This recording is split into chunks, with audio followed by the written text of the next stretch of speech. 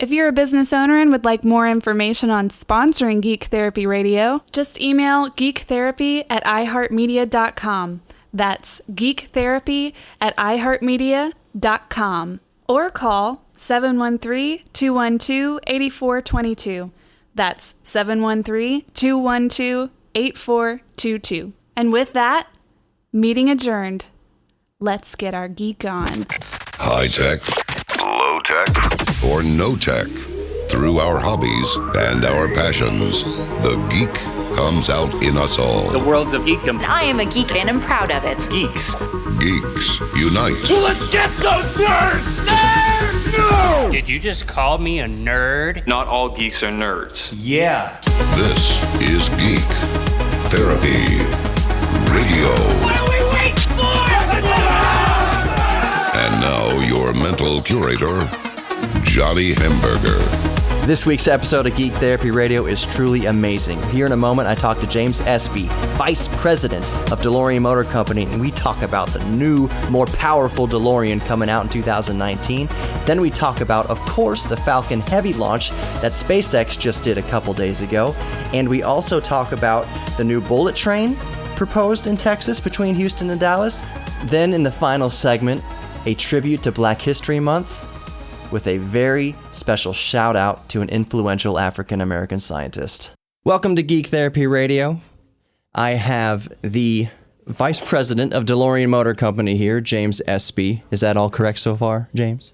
It sounds like you know me. I feel like I kind of have, because I've been bringing my DeLorean there for, since July of 2000 is when I got mine.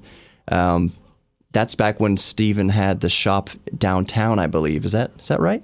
It's on the other side of Houston, down at 59 in the Beltway on the southwest side, yeah. Right, and the current DeLorean Motor Company is there in Bulle, just off Eddy Road. I don't think people, Houstonians, realize that the base of operations for the current DeLorean Motor Company is right here in Houston. It's surprising, we've been in Houston since '88, either in the other location in Stafford or up here by the airport, and there's still people, who don't know we're here after being here more than coming up on 30 years. Exactly. So I'm going to jump right into it, what listeners want to know, and we want to sink our teeth into it a little bit. And whatever you can tell me, I don't want you to divulge any sensitive company information. I know you wouldn't, but I want to talk about the new, quote-unquote, DeLorean, and I guess I will start out with, when are you hoping to start selling them, and what is new about it? Well, there was a change in the law at the end of 2015 that allows for low-volume manufacturing of automobiles here in the States, something that hasn't been really doable here in the States for probably 35 years or so, since the days of Excalibur and Avanti and some of those other cars. Mm-hmm. But the law says that the vehicle must resemble a car made at least 25 years ago, so we can put a check next to that one, because our car will resemble the original DeLorean, which everybody knows and loves, so why mess with the success? Yeah. And but it has to have a modern, current model year emission-certified engine. And without going into painful detail, that basically means we have to get an engine that's being used in the States by some other manufacturer, mm-hmm. and then have it certified for use in our car. Right. We have a deal with an engine supplier. We are not announcing yet. I believe we're talking about doing the announcement. If we don't do it at the New York Auto Show in April, it'll probably come a little later in the summer at some of the other worldwide shows. Is there any rough ballpark of specs as to output of that engine? It will be a V6 engine with approximately 350 to 370 horsepower. My car that I drive right now, my daily driver, I still have the DeLorean. It's a 2010 Audi S5, and it's got 354 horsepower. It's a naturally aspirated V8. That car weighs, 5,000 pounds. So a car with the same horsepower, an engine with the same horsepower, and a car that literally weighs almost half that. What's the DeLorean? 2,700 pounds? Yeah, 2,900 pounds is pretty much where we're putting it now. Okay, so knock a ton off the vehicle weight with the same amount of horsepower. What kind of acceleration are you looking to get out of this? Well, it's going to be enough to get stupid real fast. Yeah. You know, when you've got with a rear engine car with about 62% of the weight in the rear, you know, it'll have a tendency to get tail happy. So it's going to be a driver's car for sure. I'm sorry, which begs the question. My next question is, what are you doing to the suspension and to the transmission to be able to handle all the power, or the chassis itself? We've got a technology partner in the United Kingdom. It's a bunch of ex-Lotus guys who are doing the redevelopment work on the chassis and suspension. We're working with a company in the United Kingdom to strengthen the existing manual transmissions to take that kind of power. We're trying to all the parts that we're going to have to make to fill the holes in the inventory so we can build cars, and a lot of the improvements, we're doing everything we can where possible to try to make them so that they can be retrofitted or applicable to the original 9,000 some DeLoreans that were built. So it's going to increase parts availability for people who have these cars. Yeah. And it's going to broaden the options that they have available to improve the performance and handling. Obviously, with that much horsepower, we're definitely going with bigger brakes. Yes. And with bigger brakes, you're going to need bigger wheels because, as you know, the DeLorean has 14-inch wheels in the front and 15-inch wheels in the back, and that was to help with the handling and the unique weight distribution. We're going to go with 17s in the front and 18s in the rear. And of course, because it's that, and it's virtually impossible to get performance tires in 14 and 15-inch sizes anymore. So that's another big reason for the change. Right. And so if an existing DeLorean owner, you know, wants to modernize the look or improve the brakes, they'll be able to buy the brake system, they'll be able to buy the wheels, and then they'll be able to retrofit those to their existing DeLorean. And that's one of those changes. You know, it's a bolt-on conversion. So anybody who's qualms about messing with an original DeLorean, I always say, you know, if it can be easily returned back to stock, you know, then don't worry about it. Just save your old parts. Yeah. So this leads to my next question. Logical question is, in addition to all the new parts they're putting on it, I assume there's going to be modern electronics, you know, navigation and backup camera and all that kind of rewire the thing basically, update it a bit. Is that's happening, right? That is. You know, not many people want an AM/FM cassette in their car anymore, though cassettes are coming back. Right. Vinyls, too. Yeah. Well, I think vinyl's been back long enough that it's starting to get passé again. But we've decided, you know, the most people, you know, you spend most of your time inside the car, of course. You know, you walk up to it, you look at it, you get in, and then you don't want to be in a car that's long-term. That's got the fit and finish that the original now, you know, 35 years on, you know, completely different set of manufacturing standards, engineering techniques and things like that mean that now we can do we can take advantage of the last 35 years of advances in manufacturing technology, and of course technology in and of itself as far as Bluetooth audio and cell phone integration, cell phone mirroring, things like that. That begs the next question. For owners like myself who already have an existing DeLorean, is this going to open up the option for, let's say, engine swaps?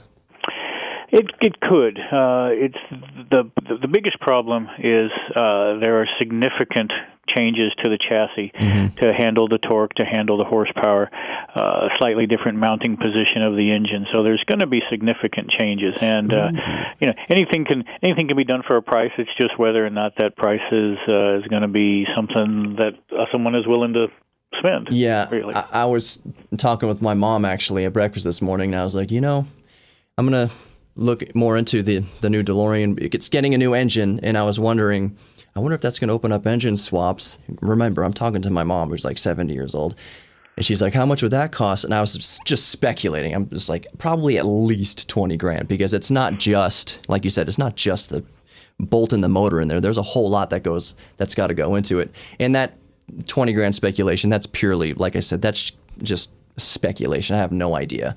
And nobody should even think about right now what it would possibly cost, because we're not there yet. But you mentioned the engine placement. One of the things in my years of ownership, I thought that I wouldn't have minded is if John DeLorean had done away with the parcel shelf behind the seats and just moved the engine to the middle. I thought that would have helped it a lot. Is there anything like that going on with the new DMC? Absolutely not. It's still going to be a rear-engine vehicle, not a mid-engine vehicle. Right. And that's mostly because so much of the tooling that we have to make the fiberglass underbodies to which the stainless panels are bolted is set up for that rear-engine configuration. When I say shift the engine, we're going to shift it, a couple of inches closer to the front to kind of give us a little better weight distribution, but also to make it fit better. And then, of course, as you were talking about the swap, it's going to be more than just the engine. We talked about the changes to the chassis, and then at minimum, your existing manual transmission would need some beefing up internally, which of course we could do that as well.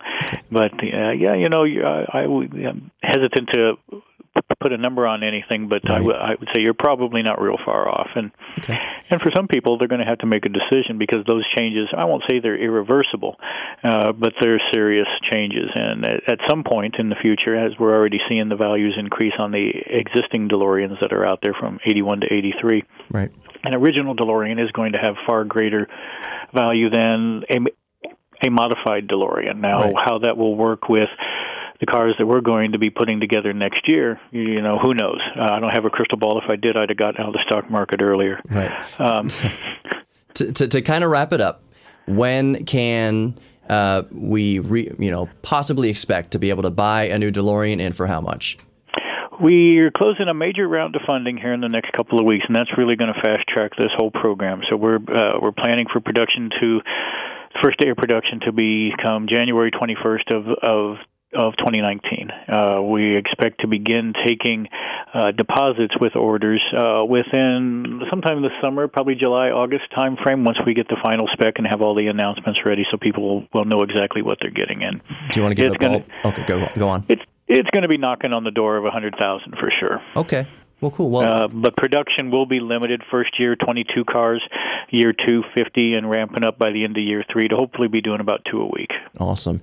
James, thank you so much for your time. I hope to have you on the show again, especially after any new developments with the DMC. Get the word out there. Get more deposits down. Anybody wanting to drop a little deposit on a new DeLorean? I will suspect. What do I want? A house for me or a DeLorean? We'll make that decision in the future. But if anybody's got anything that they want to know about them, they can go to the website newdelorean.com, NEWDELOREAN.com, and that's where all the information that's currently publicly available is. And I appreciate you taking the time to reach out to me, and I'm happy to talk anytime you want to. Absolutely. Thank you, James Espey, for your time.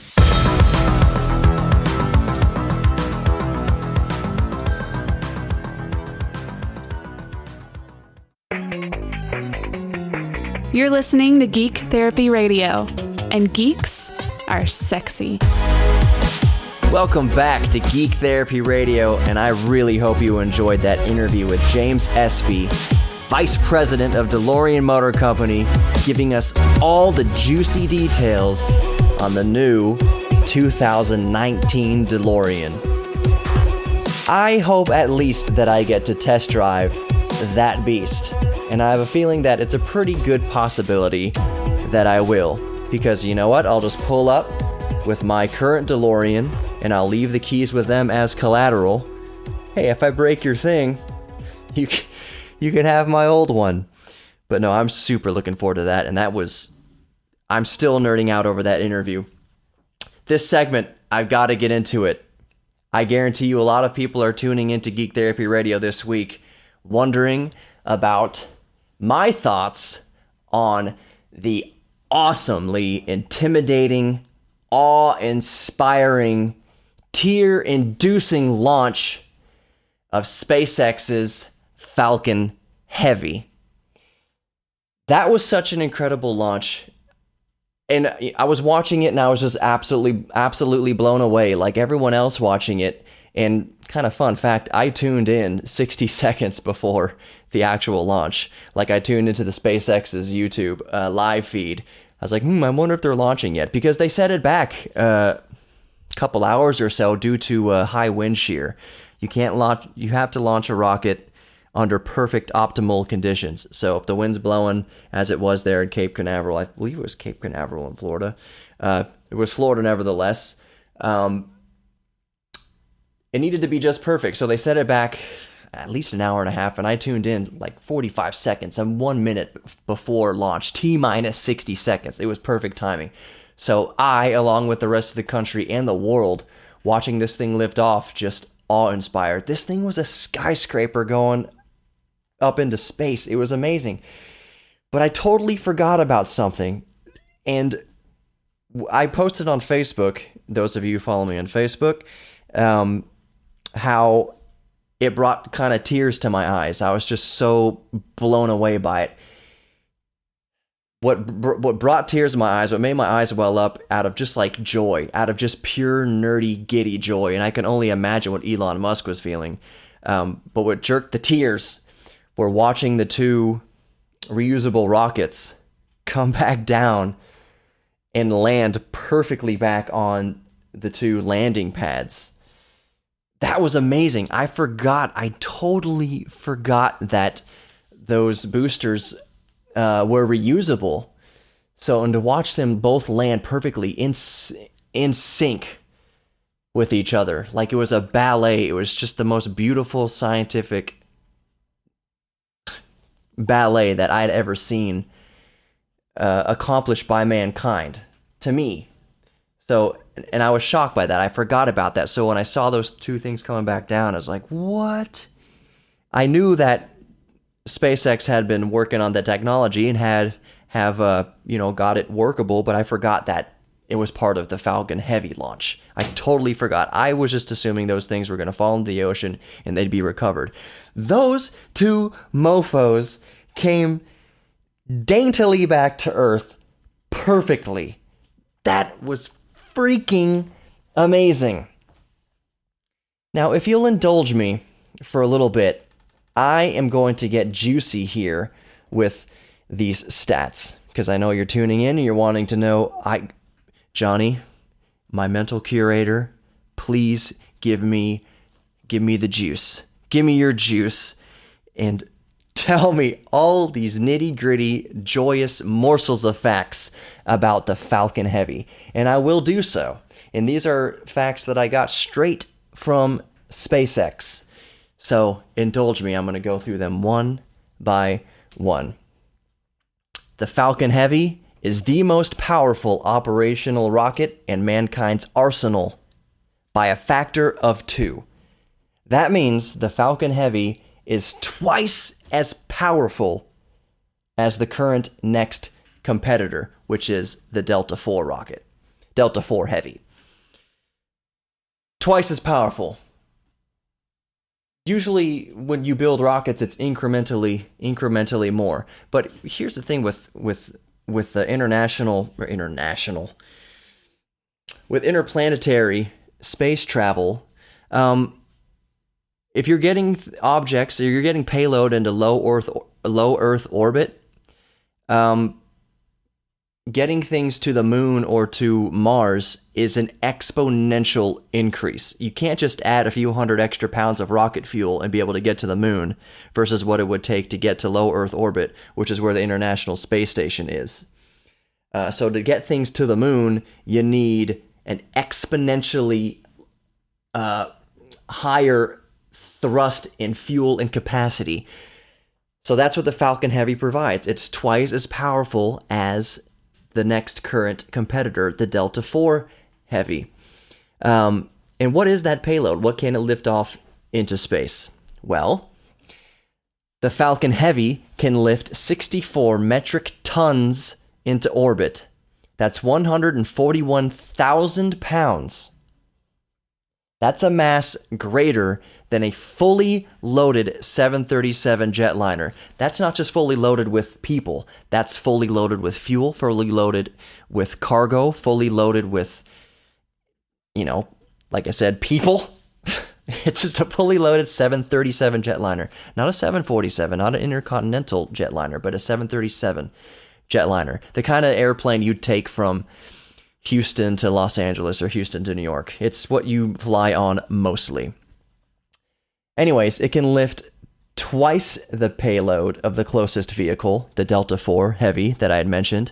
But it does that. It lifts twice the payload at 1/3 the cost.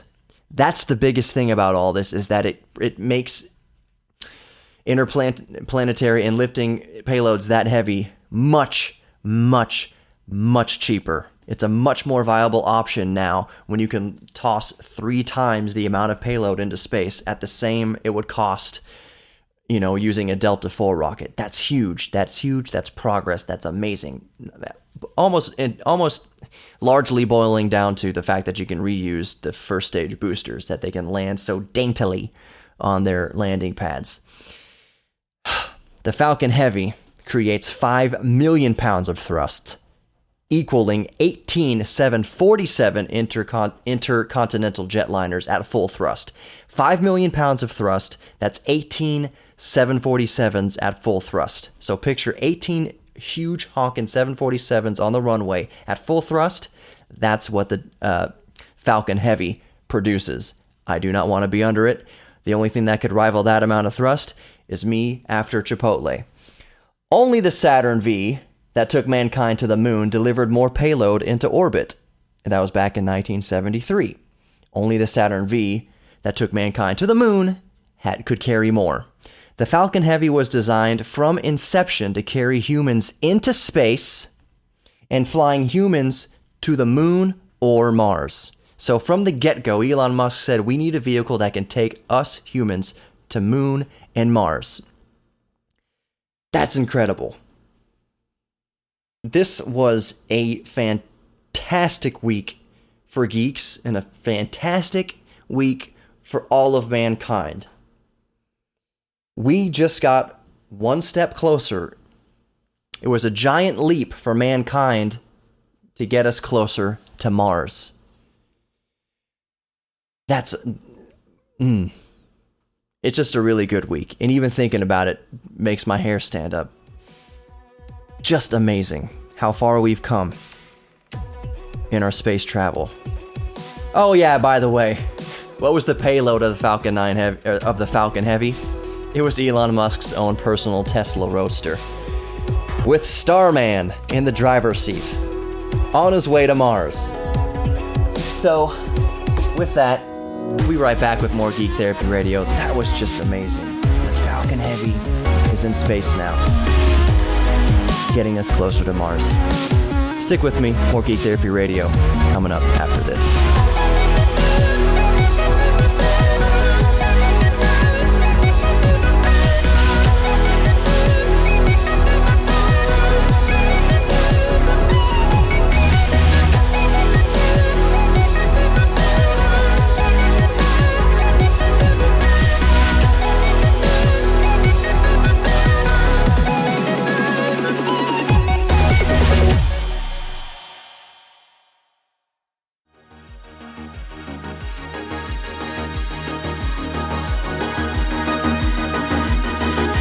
You're listening to Geek Therapy Radio, and geeks are sexy. Welcome back to Geek Therapy Radio. I am still your mental curator, Johnny Hamburger.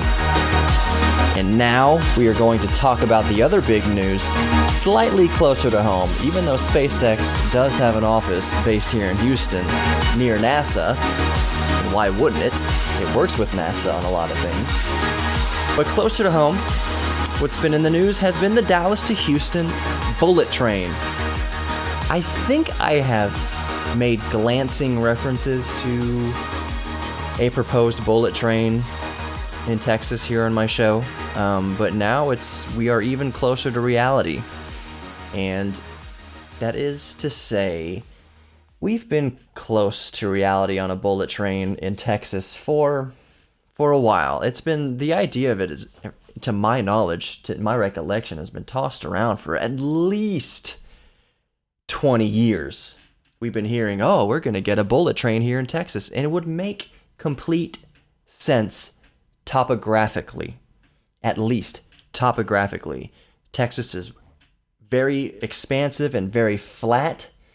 To have a bullet train between Houston, San Antonio, or Houston, Austin, San Antonio, and Dallas, the triangle, the trifecta, the 4-city triangle. It makes a lot of sense. And you could even go out to Amarillo from there, El Paso, just connect this big, large, mostly flat state by a bullet train. It seems to make a lot of sense. Well, we're a little bit closer now, a little bit closer. And so now let's get into some specifics about Texas Central's plans to build a bullet train here in Texas. First of all, the Dallas station is going to be built, or is planned to be built, on 60 acres off of Texas 30 in the Roans Prairie area, just west of Texas 90. Hold on a second. I need to look up where the Houston station's going to be. Sorry about that. Slipped my mind for just a second, but the station in Houston is going to be at the 290 and I-10 interchange. Right now, that's still under a lot of construction. So I really think by the time they break ground on this, which I believe is 2019 or 2020, coming up here in the next couple years, they should have the construction. You know what? I stopped myself mid-sentence there because what I was saying was ridiculous. I was about to say, they'll be done by construction by then.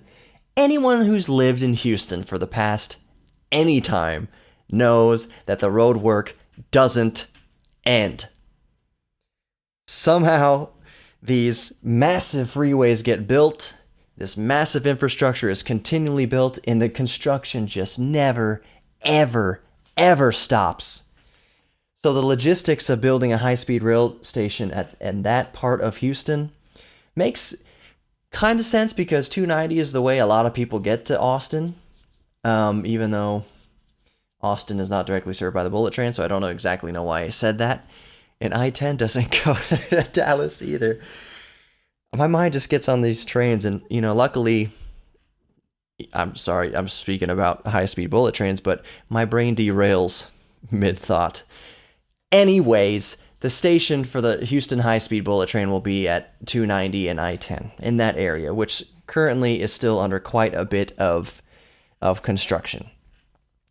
Any freaking way, there's going to be another station in Grimes County, and this is going to be the only stop between Dallas and Houston.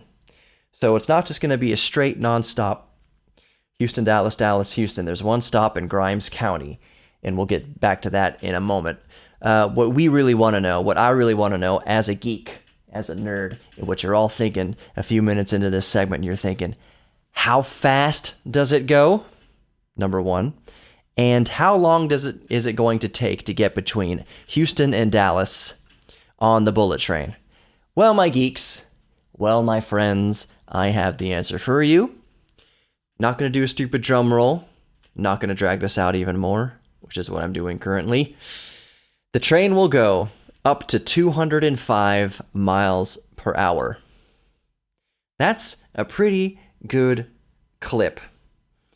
If you tried to do that in, let's say, a Lamborghini or something, you'd be out of fuel in, what is it, like 20 minutes? If you could travel down I-45 at a consistent, non-stop 205 miles an hour, you'd be out of fuel in about 20 minutes. But not so on a bullet train. Anyways, it's going to take about 90 minutes to get between Houston and Dallas, traveling at up to 205 miles per hour. You ever get those hiccup burps? I call them hiccups. That's what I got right now. So 205 miles an hour, 90 minutes between Houston and Dallas. A Dallas Central press release says that the stations will have efficient roadway access and connection options for passengers coming to and from the facility, unquote. I should hope so. And I wonder how that's going to plan out. Like I said, the logistics of the Houston station, especially since I'm from Houston, I can picture the area. Efficient travel to and from the station if it's going to be at 290 and I-10. I'm sure they will figure that out, hopefully, to some degree. I could just be the wishful thinking in me, even though it's so far away from downtown, is to have the light rail go out there. The light rail was already supposed to come to the Galleria, and maybe one day it will. But yeah, if you have a light rail going out there to the train station, I know, of course, they're going to have buses and shuttles and things like that, but light rail will be super convenient. Non-stop light rail from downtown and or the Galleria to the Bulle train station that's supposed to be built at I-10 and 290. That would be efficient in getting travelers to and from. You know, I live right now very close to the light rail station, less than a mile.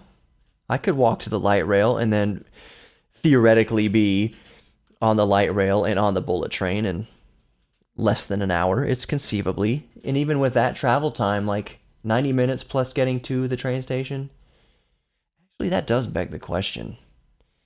Versus hopping in your car, does all the rigmarole of getting to the bullet train station really save you that much time? And if it's a time thing, why not hop on an airplane that can get you to Dallas in like 30 minutes? I don't know what it takes. We'll get to that, the economic part of this later. Because the more you talk about it, the more I can relate to the opposition. I really love the bullet train, and I want it to exist just for a purely fun reason. I will come out and say it. I have no economic interest in it. But just, it would be fun to get on a bullet train from Dallas to Houston. I have a very baseline admiration for this idea because I think it would be fun to sit on a train and look out the window. And those of you who haven't traveled by train yet, it is the way to go. Traveling by train is just a godsend compared to an airplane. So that's the argument for traveling by train is, you know what, it might take a little longer than going by airplane, but I'm telling you, if you have the choice to travel bullet train or airplane, train is the way to go. So much more comfortable, so much more legroom. You can go to the dining car, you can have a drink, you can have a sandwich. It is just the way to go, even if it takes a little longer. A plane trip is so much worse. Actually, that's not a good way to put it. A train ride is so much better than riding on an airplane. It's so smooth. Some people get motion sickness. They have to sit on a seat facing the direction the train is traveling. I never really got that. I have noticed going on high-speed trains in Europe, a phenomenon that happens to me and probably lots of others is you can get a headache and an earache because the pressure, when you're going that fast, it's like the cabin pressure increases or decreases. It's different from the outside. So just like an airplane going up in a higher altitude and the pressure equalizing, like your ears can hurt. My ears hurt going on a bullet train, traveling 186 miles an hour through France or whatever. Like I have to take an Advil and put in earplugs or earphones that seal my ear completely because it hurts. So I'm sure that the Texas bullet train's going to be susceptible to that. But even still, like when I say my ears hurt, it's nothing compared to the way your ears can hurt on an airliner. That can be downright miserable sometimes. You ever sat there in an airplane seat, moving your jaw around, doing all these, chewing gum, trying to get that incessant, piercing pain out of that one ear that just won't pop? Oh, and then it does pop and it feels like it's tearing flesh inside of your brain. I got sidetracked. 205 miles an hour, 90 minutes between Houston and Dallas, with one stop in between in Grimes County. Officials say that this will spur further economic development, of course, creating jobs and generating tax revenue for surrounding communities. Assuming, this is my editorial, assuming it's profitable. This will create 10,000 jobs, including 1,000 full-time jobs once operations start. Okay, that's all great on paper. Everything is great on paper. But here's the opposition saying, the entire venture, this is true, opposition says the entire venture has not provided any evidence yet of its profitability, and that could leave you and me, the taxpayer, on the hook for it. However many billion it's going to cost us. Not to mention what the rail could do to property values along the route. Now, here's the flip side to that. What's it going to do for property values in Grimes County? So, now people don't necessarily have to live in Dallas and Houston. They don't have to live downtown. They can live in between, which could ease some stress and build the communities in Grimes County. That's great for Grimes County. That's not super great for Harris County, and that's not great for whatever county Dallas is in. I'm not from Dallas. Who cares? Go Astros. Go Texans. Whatever county Dallas is in, it's probably not going to bode well for that. It's probably not going to bode that great for property value in Harris County. Or it might go up. We don't know. This is all speculation. They just haven't proved that it's profitable yet. But we'll get there. I am all for the bullet train, like I said, just for basic reasons that it's going to be fun. It seems like it'll be a lot of fun to me. That's it for this segment of Geek Therapy Radio. We'll be right back with more GTR in just a minute. Stick around, go like all the social media stuff while you're waiting.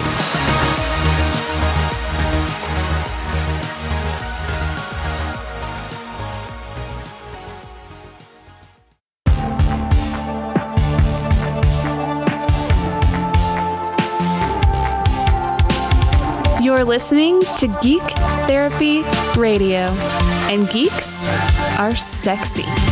Welcome back to the final segment of Geek Therapy Radio. I hope you've enjoyed your listening experience so far this week, because I sure have enjoyed my creating experience this week.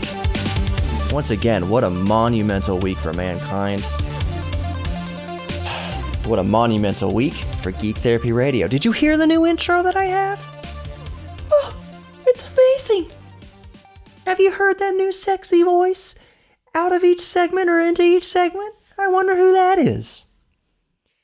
What a great show. We have turned a new corner here on Geek Therapy Radio, and I want to thank all of my geeks for joining me on this journey. As you may have realized from listening to past shows, segment 4 is where we kind of hit on rapid fire, a bunch of topics happening around science and geekdom that I picked up the past week. And I'm just going to hit these all real quick because I want to devote the bulk of this segment, because it is Black History Month. I want to devote it to a black scientist who has done wonders, not only for science, but for minorities everywhere. So, let's rattle off a few things first before we get to the important stuff. Apparently Neanderthals used fire to make tools. They found a burnt piece of wood. What do you call it? Archaeologists found a burnt piece of wood that apparently was struck with an instrument. The wood was put in fire and then struck with another instrument, and that apparently is tool making. So apparently Neanderthals used fire to make tools. Interesting. I'm not an archaeologist, but that is interesting. It's always interesting when you find out things that you had previous notions about, or previous thoughts about, or knew to be true previously, and then all of a sudden you don't. All of a sudden science says, yo, you've unlocked enough mysteries to see that what you previously thought was incorrect. And that is science, because facts do not lie. Facts are not up for speculation. It's just fact. 1 + 1 = 2. 1 + 1 is not up for debate. 1 + 1 just straight up equals 2. That shouldn't challenge, to get a little philosophical here, those of us who believe in a creator or a deity, whoever we worship. Science should not challenge your belief system. Science should just strengthen your faith. I, for one, think it's beautiful that both can coexist. When I see scientific discoveries, I don't immediately say, oh, there is no God. That's not me personally. I say, wow, what beautiful, like the art, what is going on in the mind of the architect? That's getting pretty spiritual right now. I'm just saying that it's okay to believe in a deity. That doesn't mean you have to disclaim science. Just because you believe in a deity doesn't mean you shouldn't take your kids to the doctor. Just because you believe in a deity doesn't mean that you have to believe the earth is flat. It's okay for science and faith to coexist. There's nothing in either doctrine that says they can't. At best, you can be agnostic. So, that's all I wanted to say on that. Don't let science challenge your faith. And don't let your faith challenge your science. Just have both. Equally, living together, harmoniously. Don't look to the skies and to the heavens and say, oh, that's all just a hologram because the Bible apparently says that doesn't exist, which it doesn't. The Bible routinely refers to the earth as a sphere, by the way. Anyways, off that head trip, Americans are staying home, streaming more video, and using less energy because of it. So apparently you can tell your boss that you're going to work from home because it's good for the environment. Okay, I guess what they're referring to is that you don't burn gas on the way to and from work. And even if you take the bus, you're still consuming a little bit of fossil fuels. And even if you take your electric car to work, you're still consuming a little bit of fossil fuels because what is powering your vehicle?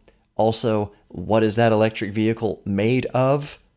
It's made of plastic and rubber and lithium, things that are mined and taken from the earth in horrible ways. Do not get me started on lithium production, the lithium that goes into electric car batteries. How caustic and tragic that is to the environment. I've touched on this in Geek Therapy Radio. One thing that keeps our technology kind of in the current state of the art is that batteries have yet to progress. I'm not just talking about batteries have yet to progress in their capacity, but batteries have yet to progress in their ability to be produced ethically, ability to be produced greenly. Because right now, lithium production, lithium mining is horrible for the environment. And when you see Teslas driving around that says LOL gas, LOL no gas or whatever, fool, the amount of CO2 and carbon emissions that went into building that car would flip your greeny weeny mind on its butt. Making electric vehicles currently is horrific to the environment compared to making a traditional car. But that's progress. Right now, we have to use what's available in the earth and available processes on the path towards greener production, greener energy. It's just where we're in this transition period right now. This is the century where we're in this transition, and it's okay. Electric cars aren't bad. I want an electric car. When my current daily driver, gives up the ghost, I want a Chevy Volt or a Tesla Model 3. I love electric cars. I spent too much time on that. One more quick important thing before we get to Black History Month scientist for this episode of Geek Therapy Radio. The first quick thing is 157 new emojis for 2018. There you go. All you basic boys and girls, including me, because I use emojis all the time, and I use them inappropriately, even to my own boss. Sis. People in authority over me, I probably leave them scratching their heads and worrying about me a little bit. Because I'll reply to my boss, sure boss, with a heart. It's a man, so it's okay. Actually, Sarah is my girlfriend, but at church, she's my boss. So maybe, I don't know, that's a gray area. I try to keep it professional when we're in the same building together when she is technically my boss. I don't do lovey-dovey things to her so much. But behind closed doors, outside. Anyways, okay, no more dilly-dallying. I hate to say I'm dilly-dallying because this is very important. I was looking forward to this all week. It is Black History Month right now.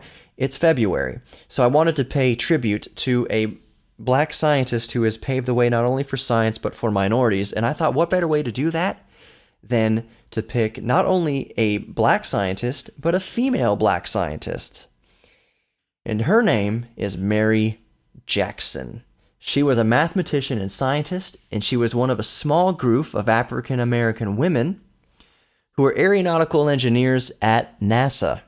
Before it was NASA, it was called NACA. I forget what it stood for, but it was NACA. Then it became the National Aeronautics Space Administration. NASA. They were often called human computers due to their mathematical genius. So this group of African American women were called human computers because they were geniuses and they could put most predominant white men in the ground with their brains. That's funny. I'm not making any political commentary right there. Just be adults. Just listen to what I'm saying and just process it however you will. Don't be an idiot about it. It's just a joke. But it's a fact. These particular black women could outmath anybody. Just like my super religious uncle can outmath most scientists. Most atheists couldn't hold a candle to my super religious fundamental uncle's knowledge of math. But back to Mary Jackson. She became NASA's first black female engineer and served a vital role in development of the freaking space program. That's amazing. She helped other minorities and women advance in their careers as a true pioneer. She died in 2005 at the young age of 83 years old, and her monumental achievements earned her fame on the big screen in the 2016 film Hidden Figures, which I haven't seen yet. I need to go see that movie because it looks awesome. She earned dual bachelor's degrees from Hampton Institute for Mathematics and Physical Science. So, Mary Jackson, this is our geeks salute to you for doing all that you've done, not only for science, but for the advancement of minorities in this most appropriate Black History Month. Thank you for listening to Geek Therapy Radio. You have been awesome. You have been very quiet. I didn't hear a peep out of you this show. Where are you at? Email me at geektherapy@iheartmedia.com, geektherapy@iheartmedia.com, or on Instagram, all that good stuff, which a certain lady's going to tell you about in just a second. But thank you, geeks, for staying with me. Please be good to each other. Please love yourself. How can you love another person if you don't know how to love yourself? So please, take joy in your hobbies, take joy in your passions, and be good to each other. And I'll see you next week, my beautiful, beautiful, intelligent geeks. I'm out. Remember to like, follow, and subscribe to Geek Therapy Radio on Facebook, Instagram, and YouTube.